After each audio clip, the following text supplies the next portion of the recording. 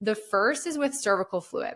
So when you see that raw egg white cervical fluid, it's clear, it's slippery, it's very, very stretchy, and or you're getting a lot of watery, like wet cervical fluid, that's opening our fertile window. Now, our friends with long irregular cycles or PCOS, here's the thing I need you to remember that is one of the big complaints I hear when we're running events and we're teaching cycle tracking of women being like, well, I just don't know. I don't know how to do it because it seems like my body's just always trying to ovulate.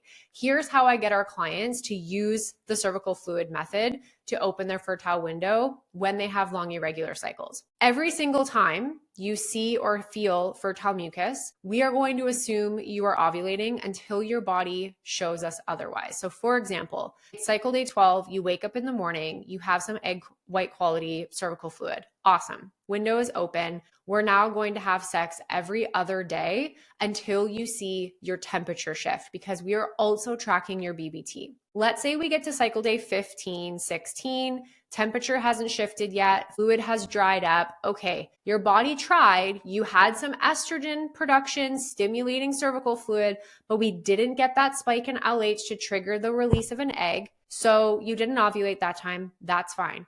4 days later, you have another day of egg white cervical fluid. Okay, cool. Let's open that window again.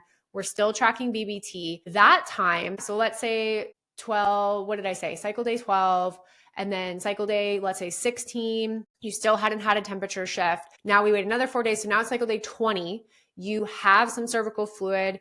And on cycle day 23, your temperature shoots up by 0.6 degrees. The next day shoots up a little bit more. The next day stays higher. Okay, cool. We now confirm that that second round of cervical fluid that you got, that was ovulatory. You're now closing your fertile window. Now you're having sex for fun, right? We're entering into our luteal phase. And this pattern of little bit of cervical fluid and then nothing, little bit of cervical fluid, nothing, that can happen multiple times. And that's what gets really frustrating when we're just trying to use OPKs or LH strips or just looking at cervical fluid and we're not combining it with basal body temperature.